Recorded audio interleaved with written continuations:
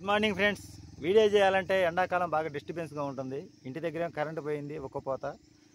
ఈ షాప్ దగ్గర అయితే కుదరదు, అందుకని మళ్ళీ బయటకు వచ్చాను. ఇక్కడ కూడా ఎండ ఎక్కువగా ఉంది, కానీ యాప్ చెట్టు కింద చల్లగా కూర్చున్నాను. ఈరోజు వీడియో ఏంటంటే, చాలామంది పిల్లలు అడిగేది ఏంటంటే, సార్ ఈ పెళ్ళిళ్ళు లేట్ అవుతున్నాయి, ఇంక దీనికి సొల్యూషన్ ఏం చెప్పంటారు. దాని సొల్యూషన్కి మెయిన్ ప్రధానమైన కారణం ఏంటంటే, ఇప్పుడు ముదిరిపోయిన వాళ్ళకి మనమేం చెప్పలేం, కానీ ఇప్పుడు చదువుకునే పిల్లకాయలకైతే చెప్పగలం. చాలామంది పిల్లలు తల్లిదండ్రులు ఏం చేస్తున్నారంటే, అలా గవర్నమెంట్ ఉద్యోగాలే రావాలి, లేకపోతే పెద్ద కంపెనీలో జాబ్స్ రావాలని చదివించి కోచింగ్లు ఇప్పిస్తున్నారు. వీళ్ళ జీవితం అంతా వీళ్ళల్లో ఒకరికి ఉద్యోగం రాగానే ఇంకా పోటీ పడి మనం కూడా ఎలాగైనా కోచింగ్లు తీసుకొని అలసిపోయి సొలిసిపోయే క్రమంలో వీళ్ళు ఏం చేస్తున్నారంటే, కొంత కాలక్షేపం కోసం, రిలాక్స్ కోసం ప్రేమిస్తున్నారు. అమ్మాయిలు కావచ్చు, అబ్బాయిలు కావచ్చు, అంటే లవ్. సినిమాలు చూసి అవి చూసే కాలక్షేపం కోసం లవ్ చేస్తున్నారు. ఒకరికేమో కాలక్షేపం, ఒకరేమో పెళ్లి చేసుకోవాలని. ఇక్కడ సమస్య మొదలైంది. పెళ్లి చేసుకోవాలంటే ఇద్దరికి ఉద్యోగాలు లేవు, ఇద్దరు కోచింగ్ తీసుకుంటారు. ఎలా సాధ్యమైన ఆలోచన మొదలైంది ప్రేమ ముద్రంగులని. ఇది మనకి ఎట్టా కుదరదని చెప్పి డ్రాప్ అయిపోతారు. డ్రాప్ అయిపోయిన తర్వాత మళ్ళా తల్లిదండ్రులేమో అదే చదువు చదవాలి, అదే పెద్ద ఉద్యోగం సంపాదించుకోవాలి, అది వాళ్ళ పిల్లోడు సంపాదించుకోండి, వీళ్ళ పిల్లోడు సంపాదించుకొని ప్రెజర్స్ పెట్టి వీళ్ళ మీద పెట్టుబడి పెట్టి వీళ్ళకి ఇష్టం లేకపోయినా కోచింగ్లకు పంపిస్తూనే ఉంటారు. అలా కొంతమంది డ్రాప్ అయిపోతుంటారు. మళ్ళీ ఆట మొదలు పెడతారు. మళ్ళీ కాలక్షేపం, తల్లిదండ్రులు చెప్పారు కదా, వాళ్ళు డబ్బులు ఇస్తున్నారు, మనం చదివితే సరిపోయిందని వీళ్ళకి వచ్చినా రాకపోయినా సిటీస్లో పోయి కోచింగ్ తీసుకుంటూ కాలక్షేపం చేస్తూ ఇట్నే ఆరెంజ్ సినిమాలో మాదిరిగా లవ్ చేస్తుంటారు కొంతమంది వ్యసనాలకు అలవాటు పడిపోతారు. ఈ వ్యసనాలకు అలవాటు పడిపోయి ఈ సుఖాల్లో నుంచి బయటపడలేక ఇంకా మాకు పెళ్ళొద్దు ఏమొద్దు అని చేస్తుంటారు. తల్లిదండ్రులు బలంతాన్ని పెళ్లి చేస్తే ఇంకా తర్వాత వాళ్ళు అప్పులు పాలై అట్ట గొడవలై వచ్చిన అమ్మాయికి అబ్బాయి గొడవలై విడిపోవడం జరుగుతుంది. ఇది ఒక రకం. ఇంకొకరు కష్టపడి చదివి ఉద్యోగం సాధిస్తాడు. 35 సంవత్సరాలకో 36 సంవత్సరాలు సాధిస్తాడు. సాధించిన తర్వాత అబ్బాయికి పైన బట్ట కింద పొట్ట రెండు వచ్చి ఉంటాయి. ఇంకా పిల్లనివ్వమంటే ఆస్తి ఉన్నా కూడా పిల్లనివ్వరు. ఇదొక సమస్య. ఇలా రకరకాల సమస్యలతో ఇప్పుడు ఈ రోజుల్లో బాధపడుతున్నారు. దీనికి సొల్యూషన్ ఏంటంటే, సొల్యూషన్ మనం చెప్పలేము, ఎందుకంటే కాలం అట్ట తయారైంది, మనం ఏం చేయలేము.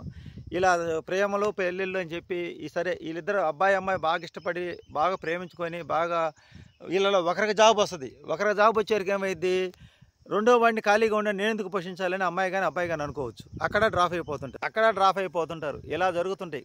ఇళ్ళల్లో ఎవరో కొద్ది మంది మాత్రమే పెళ్ళిళ్ళు చేసుకొని ప్రేమగా ఒకరి సంపాదన మీద పెద్ద ఉద్యోగం వస్తే ఇంక రెండో వాళ్ళ మీద ఇష్టం మీద జీవితాలు కొనసాగిస్తే హ్యాపీగా ఉంటున్నారు. ఈ 100లో నాకు తెలిసి ఒక 5-6 కన్నా ఎక్కువ ఉండవు. ఇక మిగతా అన్నీ ఈ స్వార్థంతో నడుస్తుంటుంది. ఇట్లా యువత పాడైపోతున్నారు. వ్యసనాలు పాలైపోయి లేటుగా ఉద్యోగాలు రావటం, ఉద్యోగం రాక కోచింగ్ల కోసం సంవత్సరాల తరబడి చదవటం.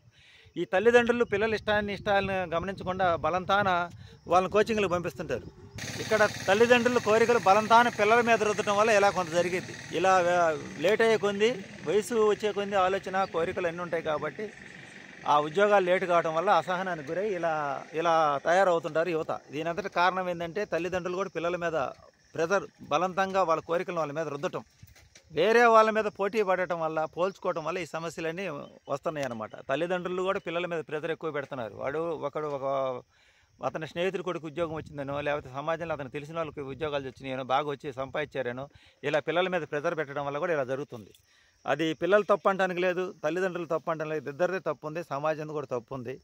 ఈ సంవత్సరాల తరబడి ఉద్యోగాలు వేయకుండా ఎప్పుడో ఉద్యోగాలు ప్రకటించటము, దానివల్ల కూడా ఈ విధంగా జరుగుతుంది. దానివల్ల కూడా ఇలా జరుగుతుందనేది నా అభిప్రాయం అండి. టోటల్గా నిన్న నేను ఈ కొత్తిమీర కట్ట తీసుకుందాను ఒక అతని దగ్గరికి వెళ్ళి, అతను తెలిసిన అతను, చాలా రోజులకి వచ్చావు బాగుండావో, పిల్లలే చదువుతున్నారు అన్నాడు. మా పిల్లలు ఉద్యోగాలు చేస్తున్నారన్న, నాకు 1 లక్ష సంపాదిస్తారా అన్నారు.